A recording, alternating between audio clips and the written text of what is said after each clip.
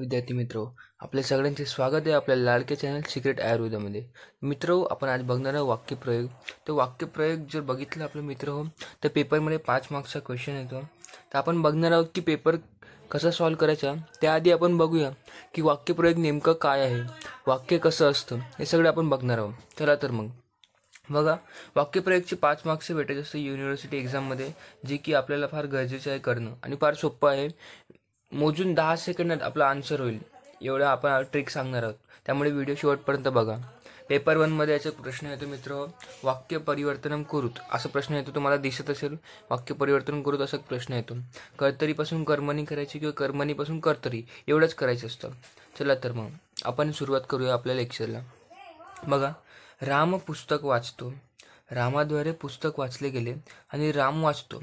बघा, यामध्ये सगळ्यांमध्ये सिमिलॅरिटी काय दिसते तुम्हाला, की राम पुस्तक वाचतोय, फक्त त्याच्या बोलण्याची पद्धत वेगवेगळी झाली. पण त्यानुसार कर्तरी, कर्मणी आणि भावे असे 3 प्रयोग पडतात. तर त्याआधी आपण बघूया, प्रत्येक वाक्यामध्ये मित्र हो, कर्ता, कर्म आणि क्रिया या 3 गोष्टी असतात. जसे की राम पुस्तक वाचतो, यामध्ये कर्ता कोण आहे, वाचणारं कोण आहे, राम. पुस्तक काय आहे, कर्म, आणि वाचतो ही क्रिया घडते, म्हणजे वाचण्याची क्रिया घडते. आता बघा, आपण जर राम काढला, पुस्तक वाचतो, तर आपल्याला त्याचा अर्थच कळत नाही. मग पुस्तक वाचतो यावरून आपल्याला काही कळत नाही. त्यामुळे राम हा इथं प्रधान मानला गेला, कारण की राम नसेल तर पुस्तकच वाचलं जाणार नाही. त्यामुळे रामाला प्रधान मानले. आणि राम कोण होता, कर्ता होता. म्हणजे कर्ता ज्यामध्ये प्रधान त्याला आपण म्हणतो कर्तृवाच्य. कर्ता प्रधान त्याला म्हणतो कर्तृवाच्य. मग जो प्रधान आहे आपण त्याला प्रथम स्थान देऊ, त्यामुळे आपण त्याची नेहमी प्रथम वापरत असतो. आणि मग पुस्तक जे आहे ते दुय्यम दर्जाचे, द्वितीय दर्जाचे, त्यामुळे आपण त्याला द्वितीय वापरतो. आणि जी क्रिया असते, जो प्रधान आहे त्याच्यानुसार क्रिया घडते. नेहमी लक्षात ठेवा, कर्तरी म्हटलं की प्रधाननुसार कर्ता, कर्मणी म्हटलं की कर्मानुसार क्रिया अशी घडत असते. आता इथं प्रधान कोण आहे, कर्ता, तर कर्त्यानुसारच क्रिया चालेल. म्हणजे ही पण प्रथमाच असणार आहे, ही पण प्रथम असणार आहे आणि ही द्वितीय. तर आपण वाक्याद्वारे समजूया. बालकः ग्रंथम पठती. तर बालकः म्हणजे प्रथमा बघा, ग्रंथम द्वितीय विभक्ती आणि पठती. पठती जे आहे बघा, कर्तरी प्रयोगमध्ये नेहमी परस्मैपदी आपल्याला रूप वापरायचे असतं. जसं की बघा, ती, तह, अंती. आता बघा, बालकः प्रथमा विभक्ती आहे, तर पठती पण प्रथम पुरुष एकवचन आहे. जर बालक असता तर आपण तह वापरला असता. तर हे लक्षात घ्या, बालकः ग्रंथम पठती. चला, आपण आता कर्तरी बघितलं, त्यानंतर आपण बघूया कर्मणी. कर्मणी बघा काय असतं, कर्तरीमध्ये कर्ता प्रधान असतो, तर कर्मणीमध्ये कर्म हे प्रधान असतं. जसे की रामद्वारा पुस्तक वाचले गेले, तर इथं काय आलं, रामद्वारा पुस्तक वाचले गेले. आता बघा, जर पुस्तकच नसतं, रामद्वारा वाचले गेले, तर काही कळलंच नसतं. इथं पुस्तक हे प्रधान मानले गेले, म्हणजे जे कर्म आहे ते कर्म आपलं प्रधान मानले गेले. त्यामुळे आपण याला प्रथम स्थान देऊ. आणि कोणाद्वारा आहे, रामच्या जागी तर कोणी येऊ शकते, सीता येऊ शकते, लक्ष्मण येऊ शकते, अक्षय बिक्षय कोणीही येऊ शकते. कोणाही द्वारा पुस्तक वाचले गेले. पण इथं मेन काय आहे, पुस्तक वाचले गेले. जे पुस्तक नसेल तर काय वाचले जाणार, ठीक आहे. मग रामद्वारा जे आहे, ज्याला आपण कर्तरीमध्ये प्रथमा विभक्ती घेतली, तर रामद्वारा, द्वारा म्हटलं की आपण करणकारक वापरतो. जसे की कर्ताकारक प्रथमा, कर्मकारक द्वितीय आणि करणकारक याला तृतीय विभक्ती वापरत असतो. बघा, तुम्हाला जर कारकबद्दल काही डाऊट असतील तर आपल्या व्हिडिओमध्ये जाऊन बघू शकता. आपण याच्या आधी करणकारक शिकवलं आहे.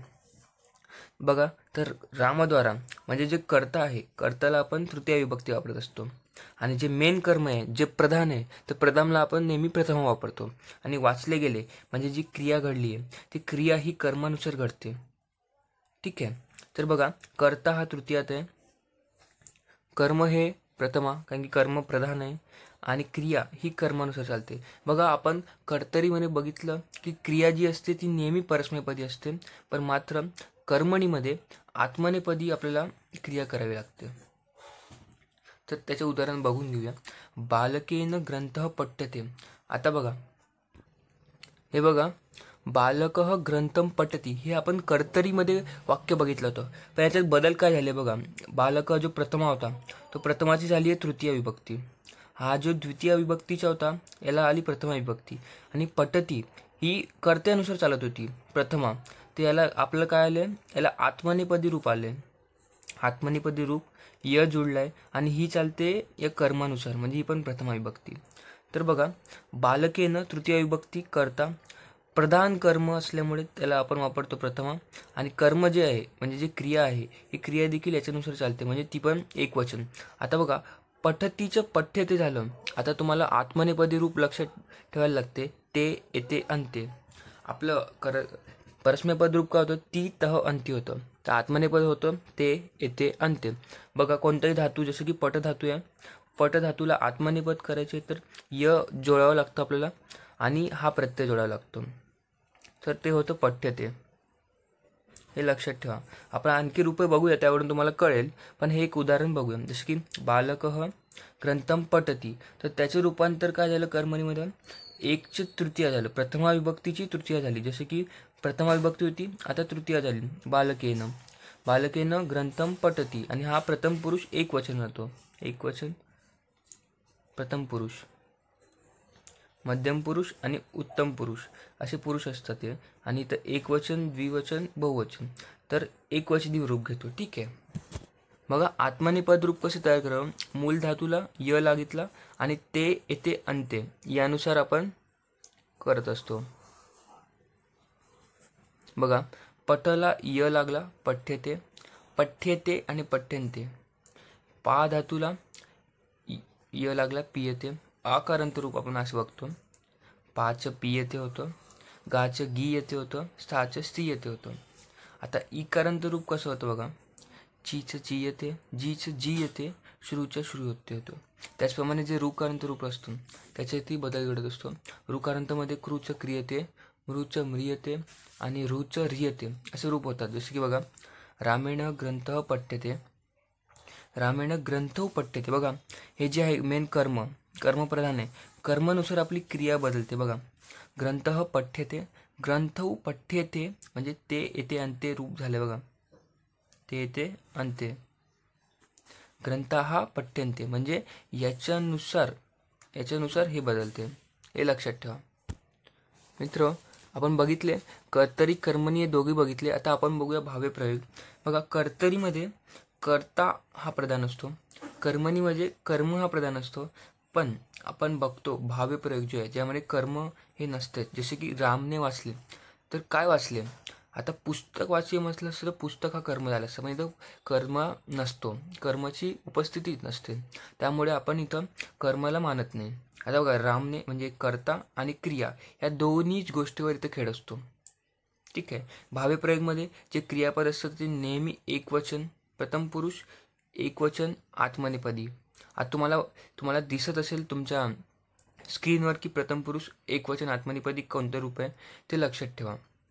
त्याचप्रमाणे हा नेहमी आत्मनेपदी असतो. आत्मनेपदी म्हणजे य लागणारा आणि ते अंत्य असणारा. आणि त्याचप्रमाणे हा जो असतो हा कोण, जो की कर्ता हा नेहमी तृतीय विभक्तीत असतो, नेहमी तृतीय विभक्ती, हे लक्षात ठेवा. जसे की बघा, बालकेन क्रीड्यते. आता आत्मनेपदी रूप प्रथम पुरुष एकवचन. आता हा बालकही म्हणजे तृतीय विभक्तीचे, बालकेन, बालकभ्याम, बालकही म्हणजे बहुवचन. पण हा बघा तुम्ही, हा प्रथम पुरुष एकवचनमध्ये असणार. हे जरी चेंज झालं पण मात्र हे चेंज होत नाही. बघा, छात्रेण हस्यते, छात्रेण हस्यते म्हणजे तृतीय विभक्ती. हा बघा, प्रथम पुरुष एकवचन.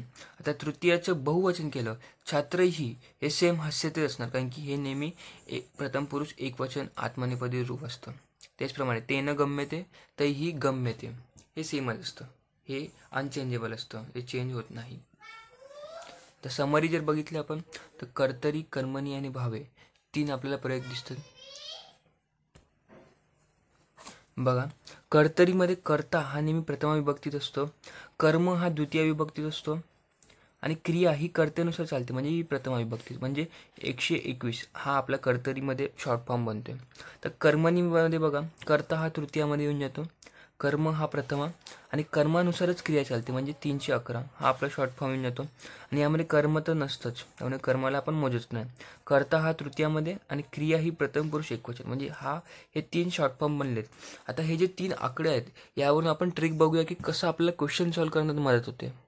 हे बघा, क्वेश्चन सॉल्व्हिंग ट्रिकमध्ये काय आहे हे बघा, आपण मागच्या याच्यात बघितले की 121 आणि 311 हा नंबर आपल्याला लक्षात ठेवायचे. जसं की रामः ग्रंथम पठती, तर इथं राम जे आहे, आपल्याला क्वेश्चन आला की पहिले आयडेंटिफाय करायचे की कर्तरी आहे की कर्मणी.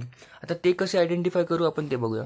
तर बघा मित्र, एक वाक्य तुम्हाला दिसतंय, रामः पुस्तकम पठती, तर याची तुम्हाला आयडेंटिफाय करता यायला पाहिजे की कर्तरी आहे की कर्मणी आहे.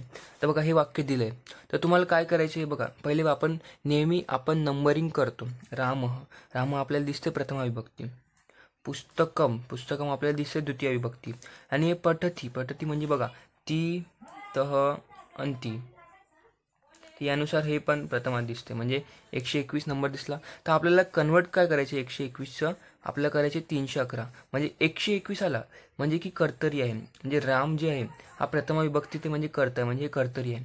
तर आपल्याला काय करायचे, कर्मणी करायचे. काय नाही, अगदी सोपं आहे. 121ला आपल्याला फक्त करायचे 311. आता बघा, रामची प्रथमा विभक्ती राम आहे, तर तृतीय विभक्ती काय राहील, रामेण, बरोबर. तर पुस्तकम द्वितीय आहे, तर पुस्तकमची आपल्याला प्रथमा करायची, रामेण पुस्तक पठ. आणि बघा, कर्मणी करत असताना आपण म्हटलं तर आत्मनेपदी आपल्याला करायचे. आत्मनेपदीमध्ये पठ धातू आहे, आपल्याला य जोडायचा असतो, आणि ते अंत्यानुसार जोडायचे असतं. तर ते य. आता बघा, प ठ्य ते झालं. कर्तरीचं कर्मणी अगदी सोपं आहे बघा, रामेण पुस्तक पठ्यते. म्हणजे 121चे 311 करायचं, बस एवढंच झालं आपलं.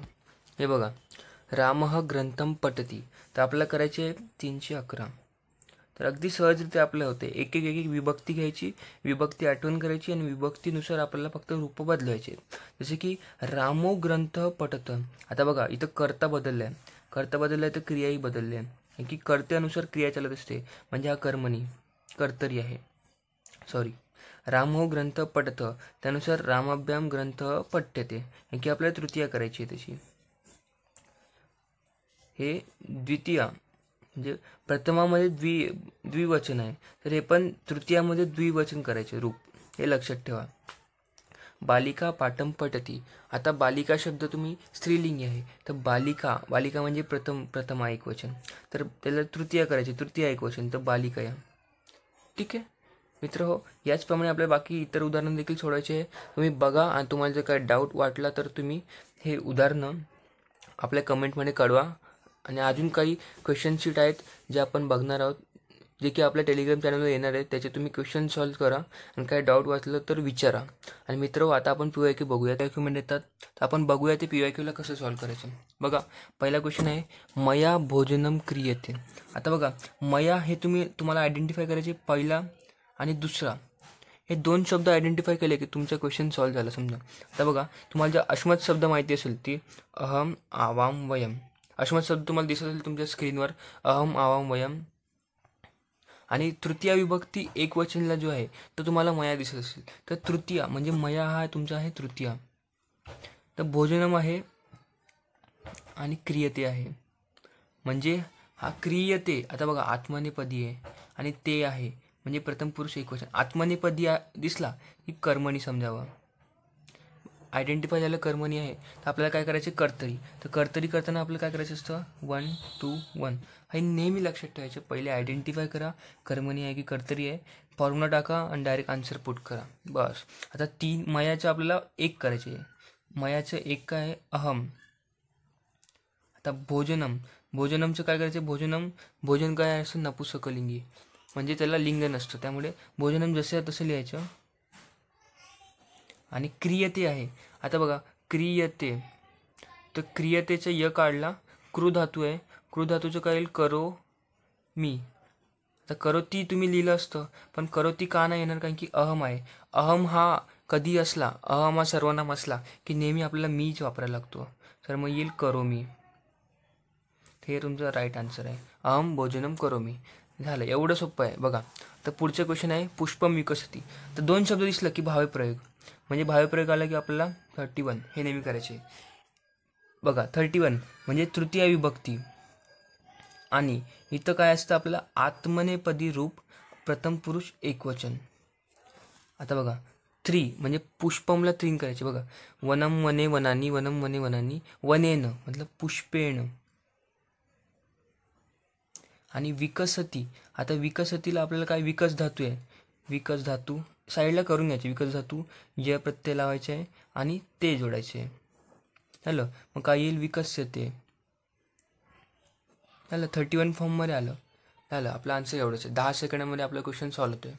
आता बघा नेक्स्ट क्वेश्चन. राधा मालाम जपती. आता बघा राधा शब्द किंवा कोणताही स्त्रीलिंगी शब्द पहिले बोलून बघायचं. माला, माले, मालाहा. तर माला म्हणजे प्रथम पुरुष एकवचन पहिली विभक्ती, राधा. मालाम द्वितीय विभक्ती. जपती हे परस्मैपदमध्ये पण बघायचं. जर हे कन्फ्यूज होत असेल तर लास्ट डायरेक्ट क्रिया बघायची. परस्मैपद आहे की आत्मनेपद, जसे आपण इथं बघितले बघा.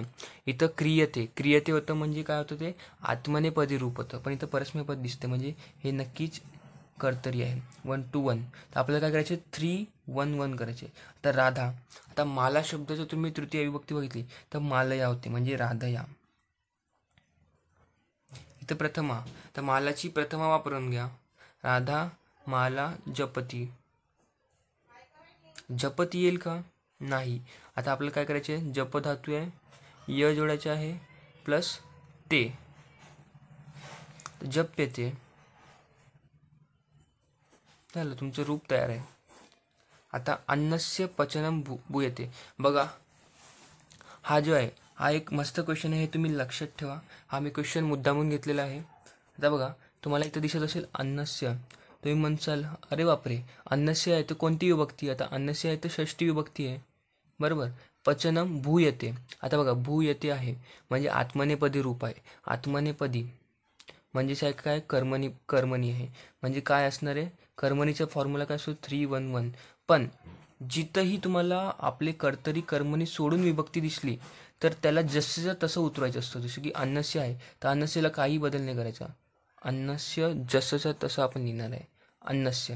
फक्त बाकीच्या याच्यात आपण बदलणार आहे. आता हे काय आहे बघा, पचनम 1 1 आहे, ठीक आहे. आपल्याला 3 1 1च्या 1 to 1 करायचे, ठीक आहे. मग भूयतेला आपण काय येईल, भूयतेला आपण लिहितो भू धातू आहे, य प्रत्यय लावला असणार आहे, ते असणार आहे. हे दोघं आपलं काढून टाकायचे. भूचं काय येईल, भवती. हे झालं. आता पचनमचं बघायचे, तर पचनमचं जसे तसं येईल, कारण की ते पचन नपुसकलिंगी म्हणजे अन्नस्य पचनम भवती हे त्याचा आन्सर असणार. मित्र हो, हा कॉन्सेप्ट लक्षात ठेवा. जर आपल्या कर्तरी कर्मणी विभक्ती व्यतिरिक्त कोणती विभक्ती येत असेल तर त्या विभक्तीला आपण जसेच्या तसे लिहित असतो आणि बाकी रूप आपण बघायचे क्रियावरून, कर्तरी आहे की कर्मणी आहे. जसे आपण इथं बघितलं य वरून की तो कर्मणी आहे तर आपण त्याला कर्तरी करणार आहोत. तर हा फॉर्म्युला लिहून आपण बाकी रूप बदलावी, ठीक आहे मित्र. तर आपला व्हिडिओ इथं संपला आहे मित्र. कर्तरी कर्मणी आणि भावे हे तिन्ही प्रयोग अगदी सोपे आहेत मित्र. तुम्ही एकदा रीड करा, एकदा व्हिडिओ बघा, स्वतःहून एकदा क्वेश्चन सॉल्व्ह करून बघा आणि जर काही आणखी डाऊट असतील तर नक्की कमेंट्समध्ये विचारा. आणि मित्र अभ्यास करत राहा, पेपर जवळ येत आहे मित्र. तर काही डाऊट असतील तर विचारा मित्र. चला तर बाय बाय.